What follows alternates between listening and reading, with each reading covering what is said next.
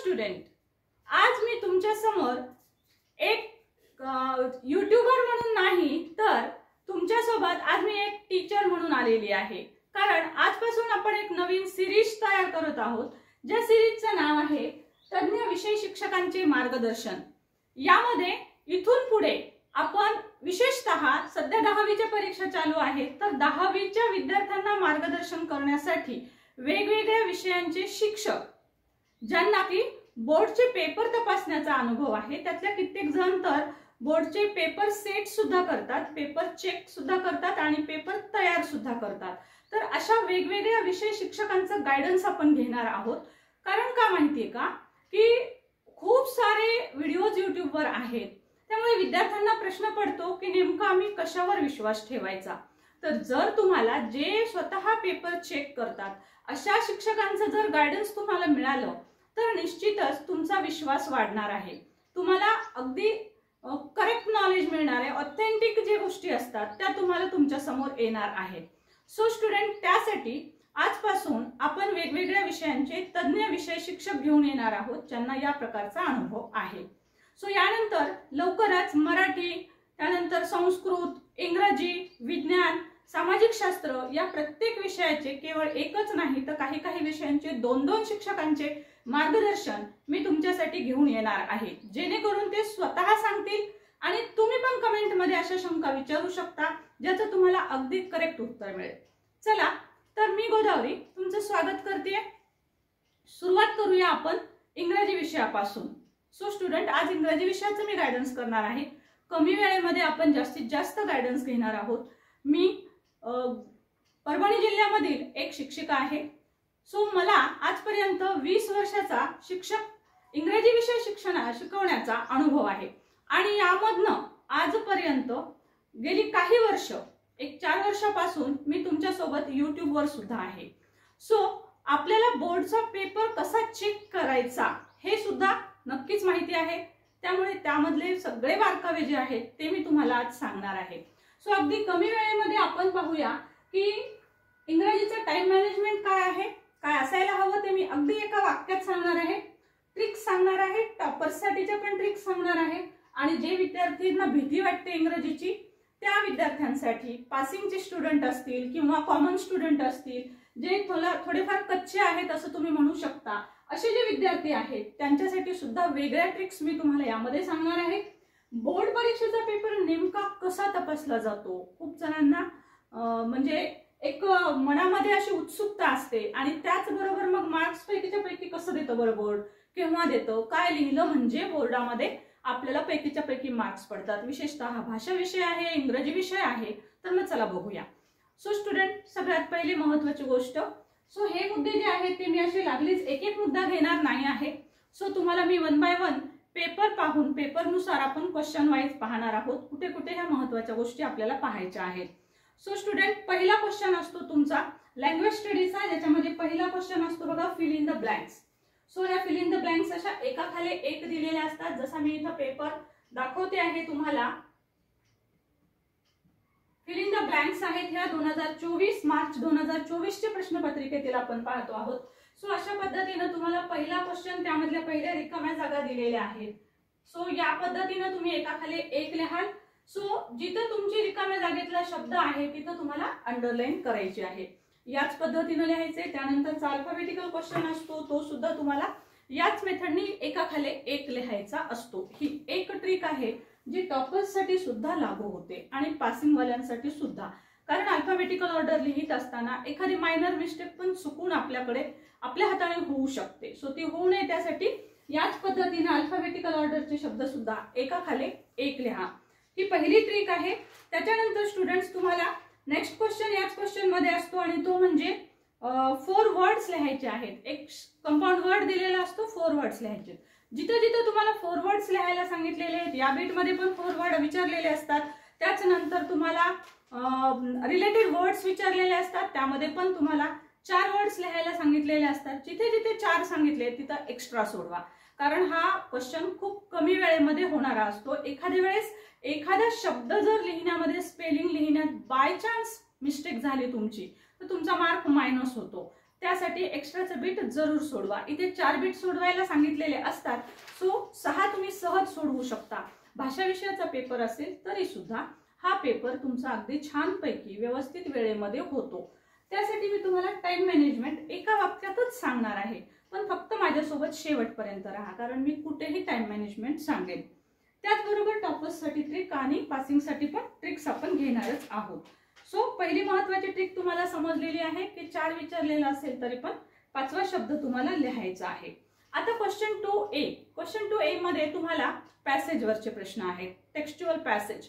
So पॅसेजचे प्रश्न देत असताना स्टुडंट्स तुम्हाला सगळ्यात महत्त्वाचं काय देतात तर पहा, या पद्धतीने तुम्हाला हे प्रश्न दिलेला आहे. पहा इथे तुम्हाला A1 मध्ये दिलेला आहे आणि तो म्हणजे ट्रू ऑर फॉल्सचा. सो हा ट्रू ऑर फॉल्सचा जो प्रश्न आहे त्याचे वाक्य पटकन तुम्ही लिहून घ्यायचे आहेत, नंतर पॅसेज वाचायचा आहे. म्हणजे जेव्हा तुम्ही ते लिहिता वाक्य, ही एक महत्त्वाची नेक्स्ट ट्रिक आहे जी सर्वांसाठी लागू होते. ट्रिक का तर तुम्हाला जेव्हा तुम्ही हे ट्रू ऑर फॉल्स लिहून घ्याल ना, तर त्यावेळेस लिहित असताना तुमचं कॉन्सन्ट्रेशन होतं आणि त्यामुळे जेव्हा तुम्ही पॅसेजमधून त्याचं उत्तर शोधता त्यावेळेस तुम्हाला ते जे वाक्य आहेत ते खूप पटकन सापडतात. सो ही ट्रिक महत्त्वाची लक्षात घ्या. मी तर म्हणेल पॅसेज वाचू पण नका, परंतु अगोदर पॅसेज मधला जो पहिला प्रश्न आहे, रिकाम्या जागा विचारलेल्या असोत किंवा तुम्हाला ट्रू फॉल्स विचारलेलं असो किंवा तुम्हाला कंप्लीट द सेंटेन्स विचारलेलं असो, जे काही दिलेलं आहे तर ते तुम्ही लिहून काढा. म्हणजे तेवढं लिहिलं की तुम्हाला नक्कीच डोक्यामध्ये व्यवस्थित बसेल आणि मग तुम्हाला उत्तर शोधणं सोपं जाईल. अशीच ट्रिक तुम्ही प्रत्येक क्वेश्चन मध्ये वापरू शकता. दिलेला जो क्वेश्चन असतो, जसं की वेब डायग्राम वगैरे दिलेले असतात, सो अर्धवट वेब डायग्राम दिलेले असतील तर उत्तर शोधण्यात वेळ घालवण्यापेक्षा ती अर्धी जी वेब डायग्राम दिलेली असते ती अगोदर काढून घ्या.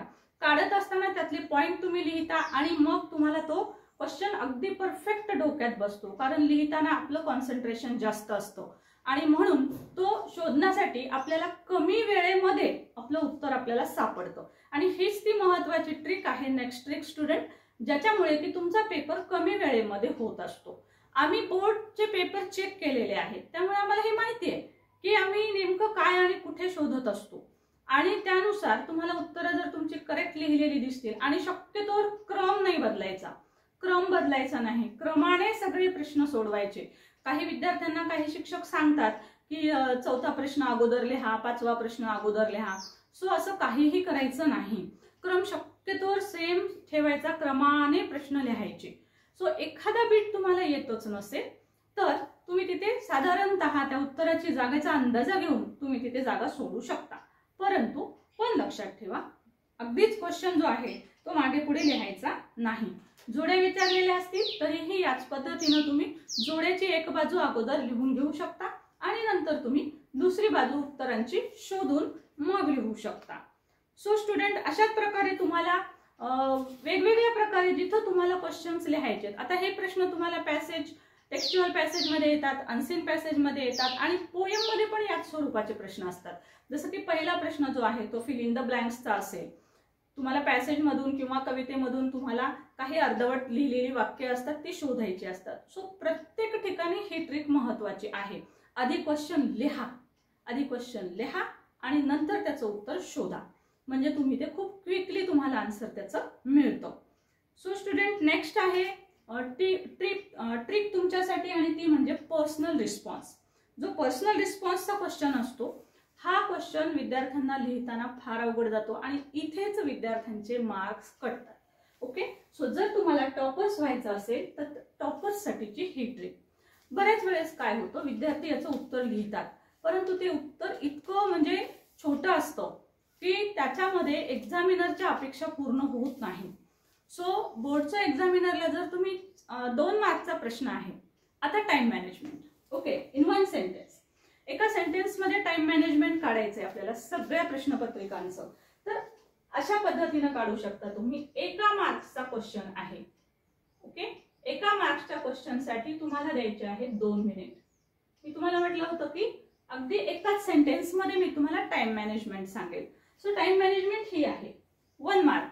एका मार्क्सचा कोणताही क्वेश्चन असो त्यासाठी तुम्हाला 2 मिनिटं द्यायचे आहेत. यानुसार तुम्ही तुमचा पेपरचं मॅनेजमेंट बाकीचं सहज करू शकता. त्यासाठी फार वेळ घालवत बसायची आपल्याला गरज नाही आहे. सो स्टुडंट मग टाइम मॅनेजमेंटसाठी प्रॉब्लेम होतो आणि मग विद्यार्थ्यांना वाटतं की मला पर्सनल रिस्पॉन्सचं क्वेश्चन लिहिताना मार्क्स आता किती लिहू मी काय नाही, मग ते 4च ओळी लिहितात. 2 मार्क आहेत, त्याचं साधारणतः असंच गणित काढलं जातं की 2 मार्क असतील तर 4 पॉईंट. असं साधारण गणित आम्ही सर्व शिक्षक पण सगळ्यांना सांगतो की किती लिहावं मॅडम, 2 मार्क्सचा प्रश्न आहे, नेमकं किती लिहावं कळत नाही. सो अशा वेळेस आम्ही पण हे गणित मुलांना सांगतो की साधारण असं लक्षात ठेवा, 2 मार्क्सचा प्रश्न असेल तर 4 पॉईंट अपेक्षित असतात. पण स्टुडंट 4 पॉईंट अपेक्षित असतात, पण हे पॉईंट म्हणजे नेमकं किती उत्तर आहे, खूपच छोटं लिहिलेलं आहे समजा, तर मग ते एक्झामिनरला असं वाटतं की उत्तर लहान झालेलं आहे आणि कितीही नाही म्हटलं तरी पर्सनल रिस्पॉन्सच्या क्वेश्चनचा आन्सर चेक करत असताना सब्जेक्टिव्हिटी येतेच. ओके, सो त्यासाठी तुम्ही काय करायचं आहे, सो तुम्ही उत्तर लिहित असताना थोडंसं मोठं होईल अशा पद्धतीनं, म्हणजे 6 ते 8 ओळीत उत्तर लिहा. ओके, 6 ते 8 ओळीत ट्राय करा उत्तर लिहिण्याचा. त्यासाठी अगदी सिस्टमॅटिक एक पॅरेग्राफ पाडायचा आहे पर्सनल रिस्पॉन्ससाठी.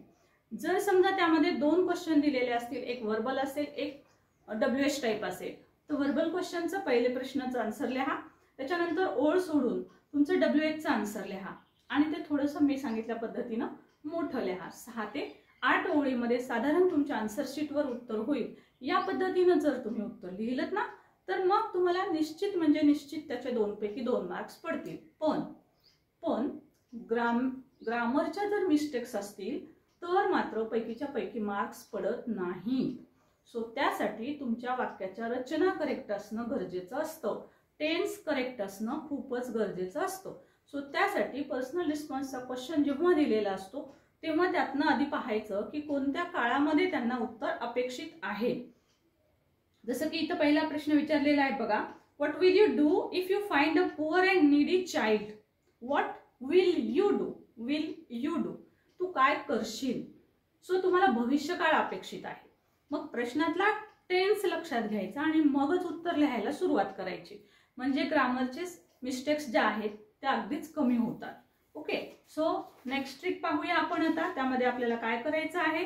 सो बघा, ॲप्रिसिएशन जेव्हा लिहायचं असतं तर त्यावेळेस मी सजेस्ट करेल, मी अगोदर सुद्धा आदर्श उत्तरपत्रिका दाखवलेल्याच आहेत. सो याच्यामध्ये आपल्याला आणखी नेक्स्ट क्वेश्चन येतो पहा, ॲप्रिसिएशन ऑफ पोयम. त्याच्यामध्ये तुम्हाला पूर्ण एक ब्लॉक करायचा आहे आणि तो ब्लॉक करून तुम्हाला त्याचं उत्तर जे आहे ते लिहिणं अपेक्षित असतं. अशा पद्धतीनं एक चौकट करा. इकडच्या एका बाजूला तुमचं टायटल जे दिलेलं असेल, इकडे टायटल शब्द लिहा, इकडे कवितेचं टायटल लिहा, त्याच्यानंतर इकडे पोएट दिलेला असेल, इकडे पोएट नेम लिहा. अशा पद्धतीनं तुम्हाला हा बॉक्स करायचा आहे आणि अगदी व्यवस्थित बॉक्स करून त्या बॉक्समध्ये सुटसुटीत लाईन्स सोडून व्यवस्थित हा बॉक्स फिलअप करायचा आहे. आन्सर तर सर्वांना येतं, पण प्रेझेंटेशन मॅटर्स. जेव्हा बोर्डचा पेपर चेक केला जातो त्यावेळेस प्रेझेंटेशनला खूपच महत्त्व असतं. सो बोर्डचे पेपर्स ज्या वेळेस चेक होतात त्यावेळेस एक्झामिनर जो आहे तर तो म्हणजे त्याची नजर बसलेली असते, त्यामुळे तो अगदी वरवर ओव्हरलुक केलं की त्याला आन्सर जे आहे ते त्याला पटकन कळत असतो. सो त्यासाठी तुम्ही जितकं सिस्टमॅटिक लिहाल तेवढं एक्झामिनरला ताण कमी पडतो आणि त्याला उत्तर तुमचं पटापट दिसतं. त्यासाठी अंडरलाईन पण जरूर करा. ओके, सो जेणेकरून की तुमच्या आन्सर मधले मेन पॉइंट जे आहेत ते एक्झामिनरला पटकन कळतात. आता मी याचं उत्तर पण देणारच आहे की पेपर कसा तपासला जातो आणि त्याचे मार्क्स आपल्याला खरंच पैकीच्या पैकी मिळतात का. Okay, so stay with me. त्यानंतर आपल्याला नेक्स्ट महत्त्वाचा पॉइंट पाहायचा आहे. पहा, ॲप्रिसिएशनच्या नंतर अनसीन पॅसेज असणार आहे. सो अनसीन पॅसेज मध्ये सुद्धा आता अनसीन पॅसेजचे उत्तर चेक करत असताना स्पेशल सगळेच बिट्स जे आहेत त्यातले त्याचे स्पेशल व्हिडिओज आहेत आपले, ते व्हिडिओ जरूर एकदा प्लेलिस्ट मधून चेक करा. प्रत्येक क्वेश्चनचा आन्सर कशा पद्धतीनं लिहायचंय, कसं शोधून लिहायचंय, कमी वेळेत कसं लिहायचं, याचे सेपरेट व्हिडिओज आहेत. अगदी लँग्वेज स्टडी पासून टेक्स्च्युअल पॅसेजवरचे, अनसीन पॅसेजवरचे, समरीवरचे, लेटर रायटिंग, सगळं काही पूर्ण रायटिंग स्किल, मग न्यूज रिपोर्ट असो, स्टोरी रायटिंग असो आणि सर्व काही. सो तुम्हाला त्याचे डिटेल व्हिडिओ जरूर पहा तुम्ही, म्हणजे तुम्हाला आणखी समजेल. सो स्टुडंट, त्यानंतर लेटर रायटिंगचा क्वेश्चन असतो. सो याच्यामध्ये लेटर रायटिंगच्या क्वेश्चन मध्ये पहा, काही फिक्स लाईन्स जर ठराविक तुम्ही पाठ करून ठेवल्या, जर तुम्ही पासिंग आणि कॉमन स्टुडंट असाल तर, कारण मी तुम्हाला म्हटलं होतं की पासिंग आणि कॉमन स्टुडंट्स जे आहेत त्यांच्यासाठी पण मी ट्रिक्स देणार आहे. सो लेटर रायटिंगच्या बाबतीत मी त्यांच्यासाठी वेगळ्या ट्रिक्स सांगेल आणि टॉपर्ससाठी सांगेल. सो दोन्ही प्रकारच्या ट्रिक्स आपण बघूया. पासिंग स्टुडंट जे असतील तर त्यांनी काय करायला हवंय, तर पासिंग स्टुडंटनी एकतर इन्फॉर्मल लेटर लिहावं. इन्फॉर्मल लेटर मधले फर्स्ट पॅरेग्राफ जो आहे तो रेक्टिफाय करू शकता, तुम्ही पाठ करू शकता आणि जनरली तो तुम्हाला थोड्याफार बदलांशी तो तुम्हाला लिहिता येतो. पत्ता कसा लिहायचा आहे हे पण सहज समजू शकतं. येत नसेल तर त्याची प्रॅक्टिस आपले व्हिडिओ आहेत, त्याची प्रॅक्टिस तुम्ही व्हिडिओ पाहून करा. फिक्स लाईन्स पण मी व्हिडिओमध्ये दिलेल्या आहेत, त्या लाईन्स तुम्ही पहा, काढा, शोधा आणि त्या पाठ करा. त्या पाठ केल्या तर तुम्ही म्हणजे ऍटलिस्ट फर्स्ट पॅरेग्राफ तुमचा लिहिलेला दिसेल, छान दिसेल. बोर्डचा एक्झामिनर काय करतो, तुमचा ऍड्रेस चांगला आहे का, लिहिलाय का, बरोबर आहे का, राईट. फर्स्ट पॅरेग्राफ तो वाचतो, वाह छान. जर पाठ केलेलं लिहिलेलं असेल तर त्याला इम्प्रेशन पडतं आणि त्याला वाटते राईट. सो पहिली सुरुवातचं इम्प्रेशन छान पडतं, त्यामुळे त्याला असं वाटतं की पुढचं पण त्याने छान लिहिलेलं आहे. सो नेक्स्ट पॅरा जो असेल बॉडी ऑफ द लेटरचा, सपोज तुम्ही पासिंग स्टुडंट असाल, तुम्हाला फारसं लिहिता येत नसेल, वाक्यरचना इंग्लिशच्या येत नसतील, तर काय कराल, तर मी सांगितलेली पहिली ट्रिक करा. दुसरी ट्रिक लेटरसाठी ही असेल की बॉडी ऑफ द लेटर मधले जे पॉइंट तुम्हाला क्वेश्चन मध्ये दिलेले असतात तर त्याच्यातले पॉइंट्स तुम्ही जरूर लिहा.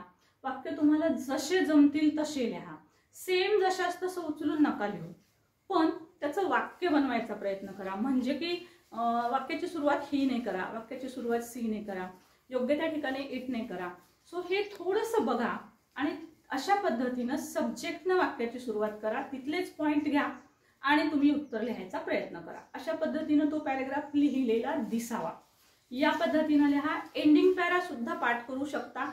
सो एंडिंग पॅरा पाठ केलेला लिहा आणि मग बघा, तुम्हाला पासिंग स्टुडंट जरी असाल तरी तुम्हाला लेटरचे 5 पैकी 3 मार्क 101% पडतात. याच्यावरचे माझे 2-3 व्हिडिओ अगदी खूप छान आहेत, ते तुम्ही जरूर अभ्यासा. फिक्स लाईन्स पाठ करा आणि पत्ता पहा आणि मी 1 बाय 1 लाईन्स वरून सांगितलेलं पण आहे त्यामध्ये, सो तेही जरूर पाहू शकता. ही आहे पासिंग स्टुडंटसाठी. पण आता काही विद्यार्थ्यांचं म्हणणं असतं की बाबा पैकीच्या पैकी मार्क्स पडतात का, बोर्डचे एक्झामिनर मला देतात का. So as a board examiner मी तुम्हाला सांगते की पैकीच्या पैकी सुद्धा मार्क्स पडतात. मग आता रायटिंग स्किलला, मग ते लेटर असो, स्टोरी असो, कोणताही रायटिंग स्किलचा क्वेश्चन, त्याला 5 पैकी 5 मार्क्स केव्हा पडतात प्रश्न आहे ना. बोर्ड मार्क पैकीच्या पैकी देतो का, तर देतो. आणि केव्हा देतो, तर इंग्लिशसाठी सूचना ऐका.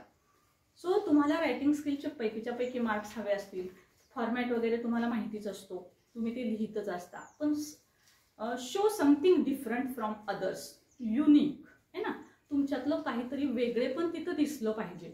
सो ते तुम्ही कसं दाखवणार आहात, तर त्यासाठी तुम्ही काय करायचं आहे स्टुडंट्स, तिथे तुमच्या ज्या वाक्यरचना आहेत त्या थोड्या वेगवेगळ्या प्रकारच्या लिहा. आपण साधारणतः वाक्यरचना ज्या आहेत त्या विधानार्थी लिहितो, कर्ता, क्रियापद, कर्म या पद्धतीच्या, वेगवेगळ्या लिहा. जसं की एखाद दुसरं सेंटेन्स एक्सक्लामेटरीचं टाका, एखादं पॅसिव्ह व्हॉइसचं सेंटेन्स लिहा, एखादं नॉट ओनली बट ऑल्सोचं सेंटेन्स त्याच्यामध्ये टाका. म्हणजे अशा पद्धतीनं तुम्ही जर वेगवेगळ्या प्रकारचे काइंड्स ऑफ सेंटेन्सेस यूज केले किंवा तुम्ही एखादा ॲज सून ॲजचं वाक्य टाकलं, ओके, म्हणजे तुम्ही ग्रामरचा पण तिथे यूज करत आहात आणि तुमचं सेंटेन्स जे आहे ना तर ते थोडंसं अलंकारिक दिसतं आहे ना. कॉमन ड्रेस घालण्यापेक्षा दागिने घातल्यानंतर किंवा छान ड्रेस घातल्यावर जसा आपला लुक चेंज होतो तसंच तुमच्या लेटरचा पण लुक चेंज होतो या प्रकारचे वाक्य वापरल्यावर. आणि मग या पद्धतीनं लिहा. प्रोव्हर्बचा वापर करा. एक 10 प्रोव्हर्ब अशा छान पाठ करून ठेवा, म्हणी पाठ करून ठेवा प्रोव्हर्ब म्हणजे, आणि किंवा सुविचार पाठ करून ठेवा, जे की साधारणतः येणाऱ्या पेपरमधनं तुम्हाला ते लिहिता येतील. बोर्डला विचारलेले 5 प्रश्न हे सुद्धा मी ऑलरेडी दिलेले आहेत, फॉर्मल लेटर्स दिलेले आहेत, लवकरच इन्फॉर्मल पण देणार आहे. सो असं सगळं काही मटेरियल तर मी तुम्हाला प्रोव्हाइड करते, तुम्हाला दुसरीकडे कुठे जायची गरज नाही. तुम्ही एकदा का आपलं चॅनल जर सबस्क्राईब करून घेतलेलं असेल तर संपूर्ण अगदी तुम्हाला पुस्तकाला सुद्धा हात नाही घालावा लागणार. एक्झामला जाण्याच्या पूर्वी तुम्ही हे सगळं काही यातून वाचून पाहून जाऊ शकता. पुस्तक उघडायची अजिबात गरज पडणार नाही. एकदा आपल्या चॅनलवरचे व्हिडिओ सुरू केले लँग्वेज स्टडी पासून की अगदीच लास्ट क्वेश्चन पर्यंतचे सगळे व्हिडिओज त्यातनं पाहायचे आणि बिनधास्त एक्झामला जायचं, एवढी गॅरंटी. अगदी तुम्ही 100 पैकी 100 मार्क्स सुद्धा मिळवू शकता. सो ही होती महत्त्वाची ट्रिक रायटिंग स्किलसाठी, जिथे बोर्डचे 5 पैकी 5 मार्क्स तुम्हाला मिळवायचे आहेत. त्यानंतर आणखी एक ट्रिक यासाठी रायटिंग स्किलसाठी, आणि ती म्हणजे मेन पॉइंट्सला अंडरलाईन करा. ओके, मेन पॉइंट्सला अंडरलाईन करा. अंडरलाईन करत असताना वेगळी पेन वापरा, म्हणजे निळ्या शाईनं लिहित असाल तर काळ्या शाईची पेन वापरा अंडरलाईन करण्यासाठी. ओके, उठून दिसावं या पद्धतीनं लिहायचंय. कृपया पेन्सिलला अंडरलाईन करू नका. त्या पेन्सिलच्या अंडरलाईन फारशा स्पष्टपणे दिसत नाहीत. तुमच्या पेन्सिल फेंट असतील, HBच्या नसतील तर मग ते फारच बेकार दिसतं. सो त्यासाठी वेगळी पेन वापरा. निळ्या पेननं लिहित असाल तर काळी पेन अंडरलाईनसाठी वापरा. आणि आणखी एक महत्त्वाची ट्रिक, जिथे आउट ऑफ मार्क्स हवेत टॉपर्सवाल्यांसाठी, तर त्यांनी हेडिंग टाकायचे आहेत. रायटिंग स्किलमध्ये प्रत्येक ठिकाणी हेडिंग टाका. त्यांनी नसेल सांगितलं तरी पण हेडिंग टाकून लिहा. जसं की डायलॉग रायटिंगमध्ये तिसरा सीचा जो क्वेश्चन असतो तुम्हाला, तर तिथे तुम्हाला त्यांनी सहसा दिलेलाच असतो थीम, पण ती लिहायची, ती विसरायची नाही. म्हणजे टायटल विसरायचं नाही. स्टोरी आहे, स्टोरीला टायटल देणं आवश्यक आहे. Non verbal to verbal, verbal to non verbal, याच्यामध्ये सुद्धा टायटल आपण द्यायचे. त्यांनी नाही सांगितलं तरी पण द्यायचे. पॅरेग्राफ रायटिंग असेल तिथे पण आपण टायटल द्यायचंय. टायटल देत असताना अंडरलाईन करा, डबल इन्व्हर्टेड कॉमास द्या. या पद्धतीनं जर तुम्ही पेपर लिहिलात स्टुडंट्स, तर कोण म्हणतं पैकीच्या पैकी मार्क्स पडत नाही? येस, आणि नक्कीच पडतात. माझ्या हाताखालून गेलेला जो विद्यार्थी आहे, जेव्हा मी कोचिंग क्लासेस घेत होते त्यावेळेस माझ्याकडचा विद्यार्थी बोर्डमध्ये फर्स्ट आला होता. इंग्रजी विषयामध्ये बोर्डात फर्स्ट आला होता. म्हणजे आमच्यासारख्या ग्रामीण भागातला विद्यार्थी जर आपल्या योग्य गायडन्समुळे जर बोर्डात पहिला येऊ शकतो, ह्याच त्या सगळ्या ट्रिक्स होत्या ज्या त्या विद्यार्थ्यांनी फॉलो केलेल्या होत्या. आणि हो, मी लवकरच विद्यार्थ्यांचे सुद्धा गायडन्स तुमच्यासाठी घेऊन येणार आहे, की त्यांना ज्यांचा जो जो विषय पक्का आहे त्या विद्यार्थ्यांचं, की ते सांगतील तुम्हाला की त्यांनी अभ्यास कसा केला. म्हणजे तुम्हाला त्यांचंही गायडन्स पाहायला मिळेल आणि तुम्हाला अभ्यास करायला अजून सोपं जाईल. सो आता पैकीच्या पैकी मार्क्स मिळवण्यासाठी मी महत्त्वाच्या ट्रिक्स सांगितल्या. पर्सनल रिस्पॉन्सला मार्क्स कमी पडतात त्याच्याही सांगितल्या. रायटिंग स्किलचे मार्क्स कमी पडतात त्याच्याही सांगितल्या. आता टॉपर्ससाठी एक लास्ट ट्रिक जिथं तुमचे मार्क्स कमी होतात, आणि ती म्हणजे ट्रान्सलेशन मधला शेवटचा क्वेश्चन, प्रोव्हर्ब. सो प्रोव्हर्ब जे आहेत 2 दिलेले असतात, त्यातली पण येत नसेल ना तर मग विद्यार्थी काय करतात, मनाने त्याचं काहीतरी भाषांतर लिहितात. सो प्रोव्हर्बचं भाषांतर कधीच मनाने लिहिता येत नसतं. म्हणीला म्हणच आली पाहिजे. सो ट्राय करा की अगदी जवळपास म्हण तुम्हाला लिहिता येईल. जसं की suppose the dog has his days. Okay, the dog has his days अशी एक म्हण आलेली आहे एक्झामला. सो तुम्हाला काय लिहायचंय, डॉग म्हणजे कुत्रा, हॅज हिज डेज कुत्र्याचे दिवस असतात असं विद्यार्थी लिहितात. सो हे शब्दशः भाषांतर झालं, याला तुम्हाला मार्क्स पडत नाही. सो त्यासाठी याचं म्हणीचंच रूपांतर आलं पाहिजे की 4 दिवस सासूचे 4 दिवस सुनेचे. ओके, अशा पद्धतीने त्याची प्रॉपर म्हणी, काही म्हणी पाठ करा. आपल्या चॅनलवर पण म्हणीवर सेपरेट व्हिडिओ आहे, त्यात मी म्हणी दिलेल्या आहेत. सो जरूर त्या अभ्यासा पाठ करा, म्हणजे तुम्हाला म्हणींचे मार्क्स नक्कीच पडतील. बोर्डच्या आलेल्या सर्व म्हणी एकत्र मी तुम्हाला देणारच आहे. सो त्याच त्या रिपीटेडली येतात, त्यातलीच म्हण जर आली तर तुम्हाला निश्चितच मार्क्स पडतील. आता आपण पाहूया ट्रिक्स फॉर पासिंग स्टुडंट. असे काही स्टुडंट आहेत ना की ज्यांना खूपच भीती वाटते इंग्रजीची, मी पास होण्यासाठी काय करू. अशा टाईपचे जे विद्यार्थी आहेत त्यांनी काय करायचं, तर स्टुडंट त्यांच्यासाठी मी तुम्हाला क्वेश्चन नंबर सांगते. त्यांनी कोणते कोणते क्वेश्चन सोडवायचे आहेत आणि हे तुम्ही सहज सोडवू शकता. आणि अख्खा पेपर सोडवत बसायची गरज नाही, अख्खं रायटिंग स्किल सोडवत बसायची गरज नाहीये.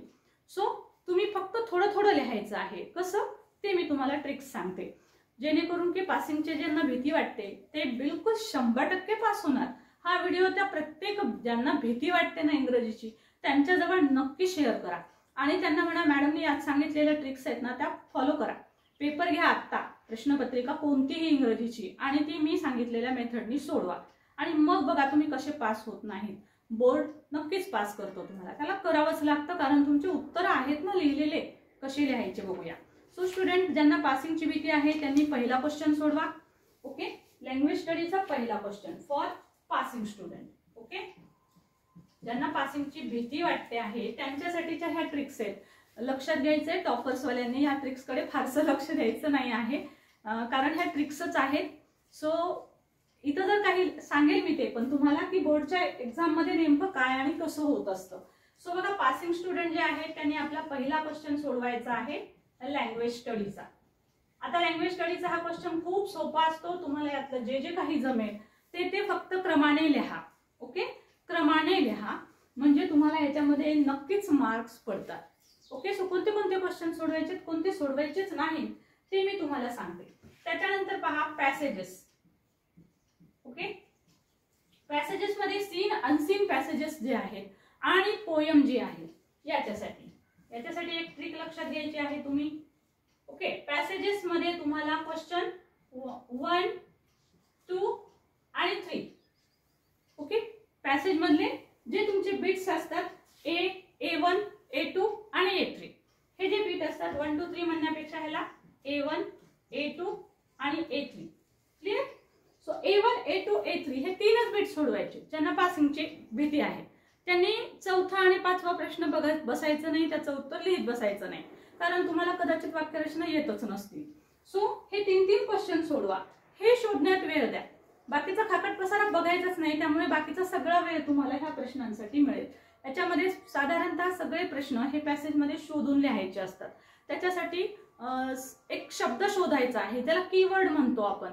तर त्या दिलेल्या वाक्यामध्ये जे शब्द आलेले आहेत, सपोज तुम्हाला कंप्लीट द सेंटेन्स आलं तर अर्ध वाक्य दिलेलं असतं, मग ते अर्ध वाक्य शोधा पॅसेजमध्ये केअरफुली. वाचता येत नसेल तरी शोधू शकता. सेम सेंटेन्स कुठं आहे शोधायचे आणि त्याच्या पुढचं वाक्य कंप्लीट करून लिहायचे. ट्रू फॉल्स मध्ये कदाचित समजणार नाही, पण सेम सेंटेन्स असेल तर ते ट्रू लिहा. समजा सेम सेंटेन्स नसेल, काहीतरी वेगळे पण दिसत असेल तर ते फॉल्स मध्ये टाका. क्लिअर? पुन्हा एकदा सूचना आहे काही. ट्रू फॉल्सचे सेंटेन्सेस आले असतील, तुम्ही पासिंगचे विद्यार्थी असाल तर तेच सेंटेन्स सेम पॅसेज मध्ये आहे का पहा, सेम आहे का पहा, बारकाईनं पहा. सेम असेल तर ते ट्रू असेल. सपोज त्याच्यामध्ये काही फरक असेल तर कदाचित ते वाक्य फॉल्स असेल. ओके, फक्त ह्या ट्रिक्स आहेत ज्यांना वाचता पण येत नाही, ज्यांना अर्थ पण समजत नाही त्यांच्यासाठी. सो प्लीज याच्यामध्ये एखाद्या वेळेस आन्सर चुकू पण शकतो. सो अशा प्रकारे पॅसेज 1 म्हणजे सीन अनसीन पॅसेजेस साठी इथे हेच एवढेच बीट्स सोडवायचे आहेत. पोयम साठी सुद्धा तुम्ही हे बीट सोडवू शकता. आता पोयम साठी तुम्हाला A1, A2 सोडवायचं आहे. A3 मध्ये रायमिंग वर्ड्स असतात, तेही तुम्ही सोडवू शकता. सो तिथे पण हे A1, A2, A3 तुम्ही बीट्स सोडवू शकता. त्याच्यानंतर पहा summary writing. So summary writing जी आहे ती सपोज तुम्हाला काहीही येत नसलं तरी पण समरी रायटिंगची एक भन्नाट ट्रिक आहे जी मी तुम्हाला स्पेशल व्हिडिओ मध्ये सांगितलेली आहे. ती पासिंगवाल्या विद्यार्थ्यांसाठी आणि टॉपर्सच्या विद्यार्थ्यांसाठी सुद्धा खूप छान आहे. आणि ती ट्रिक अशी आहे की अनसीन मध्ये जे प्रश्न दिलेले असतात अनसीन मध्ये, सो त्यांनी जर रिकाम्या जागा दिल्यात किंवा A2 मध्ये क्वेश्चन दिला, एखादी वेब डायग्राम, हे जे बिट्स असतात, हे जे वाक्य असतात तेच वाक्य लिहून काढायचे. संपलं रायटिंग स्किल. सो इतकी सोपी ट्रिक आहे. एवढं जर तुम्ही केलं तर समरी रायटिंगचे 3 मार्क तुम्हाला सहज पडतात. राईट? 5 पैकी 5 कसे मिळवायचे हे मी तुम्हाला आत्ता पण सांगितलंय टॉपर्सवाल्या विद्यार्थ्यांना. आणि त्याचबरोबर अजून स्पेशल हवा असेल तर आपला तो व्हिडिओ जरूर पहा. सो स्टुडंट, हे आहेत काही महत्वाच्या ट्रिक्स. त्याच्यानंतर पासिंगवाल्या विद्यार्थ्यांनी अजून एक क्वेश्चन सोडवायचा आहे आणि तो म्हणजे ट्रान्सलेशन. हा ट्रान्सलेशनचा क्वेश्चन मात्र प्रत्येक बीट लिहा. जेवढे शब्द दिलेले आहेत त्याचं मराठी भाषांतर दिलेलं असेल, त्यांनी 4 सांगू 6 सांगू तिथं जेवढे दिलेत तेवढे लिहून काढायचे. प्रयत्न करा, चुकलं तरी लिहा पण त्याचं उत्तर लिहायचा प्रयत्न करा. 4 वाक्य दिलेले असतात भाषांतरासाठी, त्याचे 4च्या 4 भाषांतर करा. 2च येणार आहेत पण जे योग्य आले त्याचे मार्क नक्की पडतात. प्रोव्हर्ब आली तर लिहा, नाही तर ती सोडून द्या. सो ट्रान्सलेशनचा म्हणजे एवढेच प्रश्न सोडवायचे. मग मॅडम रायटिंग स्किल नाही सोडवायचं का? तर स्टुडंट रायटिंग स्किल जरूर सोडवा. तुम्हाला जर ते लिहिता येत असेल तर ते जरूर सोडवा. मी सांगितलेली एक ट्रिक वापरा. ओके, कोणती? तिथं पॉइंट दिलेलेच असतात. प्रत्येक रायटिंग स्किलला पॉइंट दिलेले असतात.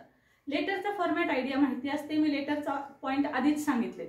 पासिंगवाल्यांसाठी काय करायचे ते तुम्ही बॅक जाऊन पुन्हा पासिंगचे लेटर रायटिंगचा क्वेश्चन जिथं मी सांगितलंय तिथले पॉइंट ऐका.